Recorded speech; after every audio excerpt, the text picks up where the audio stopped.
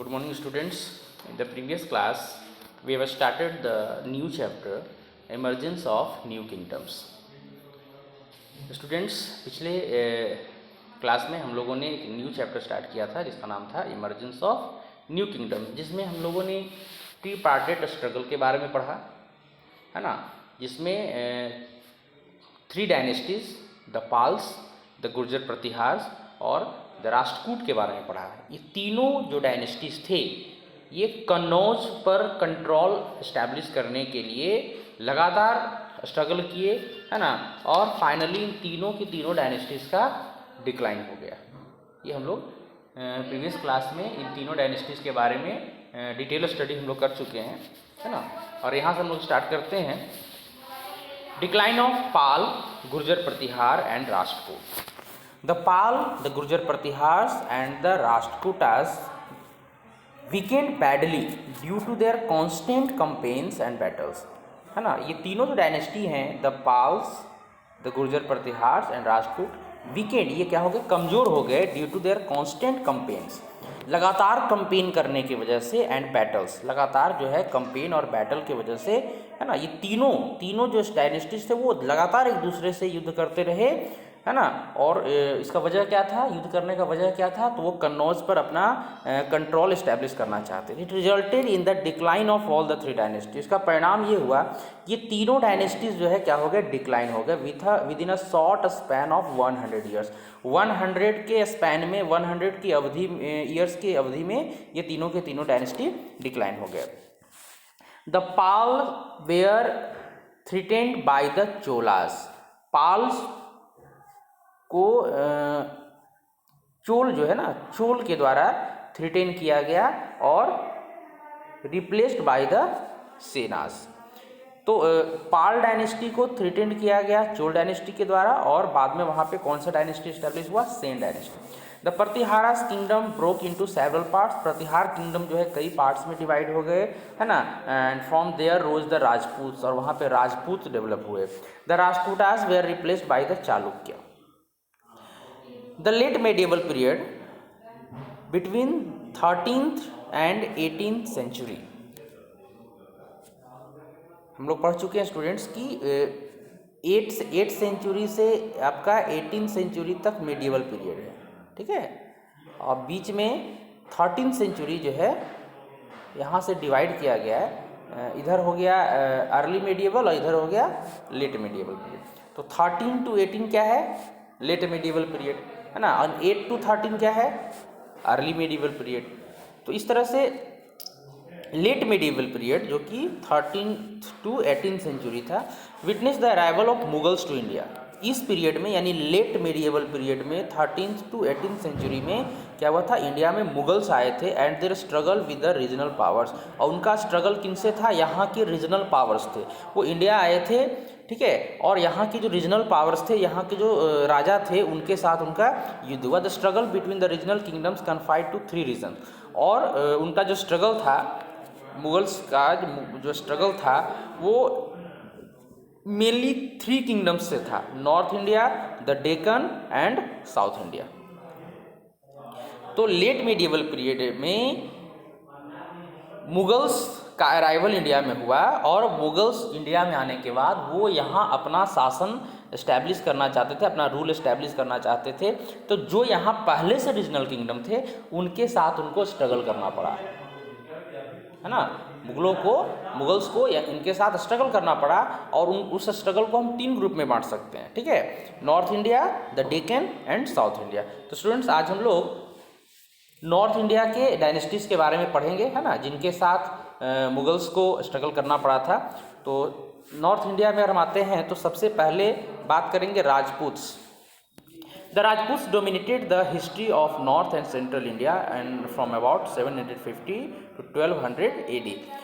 राजपूत जो है Indian history में नॉर्थ और सेंट्रल इंडिया में थे, नॉर्थ इंडिया में और सेंट्रल इंडिया में राजपूतों का शासन था, जो कि कब से कब तक था, 750 to 1200 AD।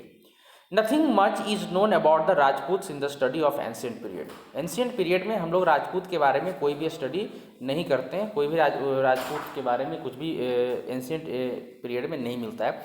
हिस्ट्रियंस and scholars have different opinion about the origin of Rajput. जितने भी हिस्ट्रियंस हैं, स्कॉलर्स हैं, उनका डिफरेंट ओपिनियन है राजपूत के बारे में कि राजपूत कहाँ से आए, है ना, उनका मतलब ओरिजिन कहाँ से हुआ, इनके बारे में जो है अलग अलग ओपिनियन है। Most scholars agree that they are Kshatriya. बहुत सारे स्कॉलर्स इस बात से सहमत हैं कि वे लोग क्षत्रिय थे। The Rajput themselves say that, Rajput खुद कहते हैं they are Suryavanshi. Suryavanshi means belonging to the sun family, है ना, जो सूर्य के परिवार से संबंध रखते हैं, और Chandravanshi belonging to the moon's family. Historians thou agree that the Rajputs are descendants of tribes such as Sak, Kushan, Hun, Gurjars and Gond। कुछ जो है हिस्ट्रियंस इस बात से एग्री हैं कि राजपूत जो हैं किसी मतलब ट्राइब्स के वंशज हैं, ठीक है, जैसे साक, कुषाण, हुण, गुर्जर और गौंड। तो ये डिफिनिट नहीं है, अलग अलग ओपिनियन निकलकर सामने आ रहा है, ठीक है। जैसे स्कॉलर्स का मानना है कि वे राजपूत जो हैं क्षत्रिय हैं, राजपूत खुद कहते हैं कि वे सूर्यवंशी या फिर चंद्रवंशी हैं, ठीक है। हिस्ट्रियंस का मानना है कि राजपूत ट्राइब्स के डिसेंडेंट्स हैं। तो चलिए हम लोग इस लफड़े में नहीं पढ़ते हैं, हम लोग नॉर्थ इंडिया के कुछ राजपूत किंगडम्स के बारे में पढ़ेंगे। सबसे पहले बात आती है Tomars of Delhi. One of the Rajput clans, clan means होता है वंश, ठीक है। एक राजपूत क्लैन कौन है? The Tomars rose to power in 8th century. Tomars जिनका जो 8th सेंचुरी में पावर में आए, when they build the city of Dhillika, जब उन्होंने ढिल्लिका शहर बसाया, और ढिल्लिका शहर को ही बाद में उसी का नाम जो है बाद में दिल्ली रखा गया, ठीक है। अगर क्वेश्चन आता है कि दिल्ली शहर किसने बनाया हुआ, एस्टैब्लिश दिल्ली, तो आप लिख सकते हैं तोमर्स, है ना। And what was the old name of Delhi, तो आप क्या लिखेंगे? ढिल्लिका। तो तोमर्स जो थे, जो राजपूत क्लैंस थे, वो 8th सेंचुरी में पावर में आए और उन्होंने ढिल्लिका शहर बसाया, जिसका नाम बाद में दिल्ली किया गया। They were a small rulers under the Pratihara. वे स्मॉल रूलर्स थे अंडर द प्रतिहार्स। प्रतिहार जो हम लोग डायनेस्टीज के बारे में पढ़ चुके हैं, तो प्रतिहार के अंडर में वो स्मॉल रूलर्स थे, but declared their independence when the Pratihara were weakened by continuous fighting. लेकिन उन्होंने अपने इंडिपेंडेंस को डिक्लेयर किया जब प्रतिहार लगातार फाइटिंग की वजह से क्या हो गए? कमज़ोर हो गए। प्रतिहार डायनेस्टी के अंडर में ये लोग शासन करते थे, लेकिन जब प्रतिहार कमज़ोर हुए, लगातार युद्ध करने की वजह से, कंटिन्यूअस फाइटिंग की वजह से जब वो कमज़ोर हो गए, तो इन लोगों ने यानी कि तोमरों ने अपने आप को जो है फ्री डिक्लेयर कर दिया। Later their territories were annexed by the Chauhan. बाद में उनके टेरिटरीज को चौहान जो कि राजपूत क्लैन थे, उन लोगों ने कैप्चर कर लिया। चौहान्स ऑफ राजस्थान। ये चौहान कहाँ थे? राजस्थान। ये सब राजपूत हैं, ठीक है। दिल्ली के तोमर या राजस्थान के चौहान, ये सब क्या हैं? गुजरात के सोलंकी, मालवा के परमार, कन्नौज के गढ़वाल और बुंदेलखंड के चंदेल, ये सब क्या हैं? ये सब राजपूत क्लैन हैं, ठीक है। तो Chauhan of Rajasthan, another Rajput clan, एक दूसरा राजपूत क्लैन है the Chauhan, also known as Chahamanas. इसको चाहमांस भी कहा जाता था। Ruled the region around Delhi and Ajmer, जिनका शासन दिल्ली और अजमेर के आसपास था। पृथ्वीराज चौहान, जिसको हम लोग पृथ्वीराज थर्ड भी कहते थे, was the most powerful Chauhan ruler. Prithviraj Chauhan बहुत ही फेमस जो है चौहान रूलर था। Who defeated Mohammad Ghori in 1191, जिसने पृथ्वीराज चौहान ने मोहम्मद गोरी को हरा दिया था। कब? Prithviraj Chauhan defeated Muhammad Gori in 1891 in the Battle of Tarain.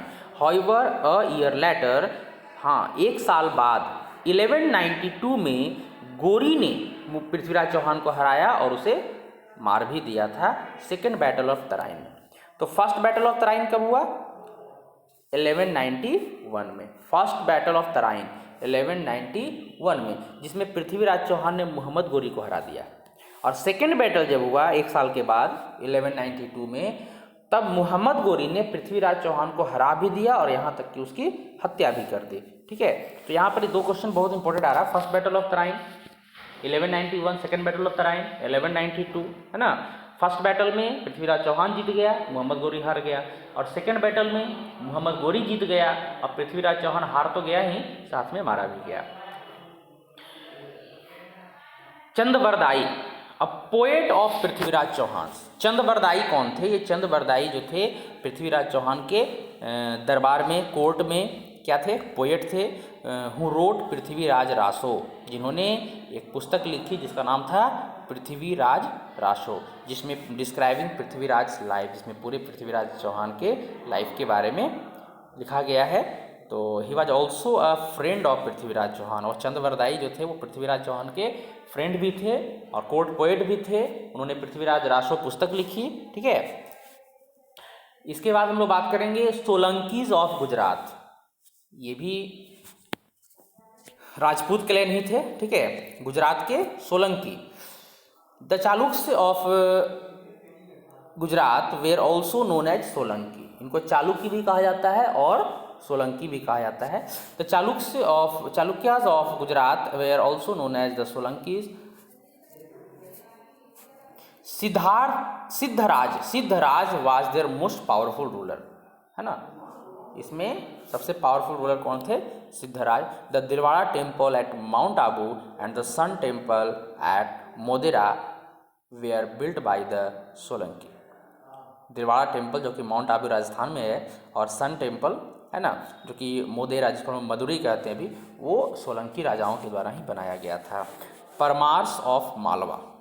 The Malwa kings, the Parmars were also known as Pawars. Bhoj Parmar was the powerful ruler of this clan. इस क्लेन का सबसे पावरफुल रूलर कौन था? भोज परमार था। His capital was Dhar. The Neelkantheshwar temple at Udaipur was built by the Parmar. Udaipur में, जो कि राजस्थान में है, नीलकंठेश्वर टेम्पल जो कि परमार के द्वारा बनाया गया है। इसके बाद हम लोग बात करेंगे गढ़वाल ऑफ कन्नौज।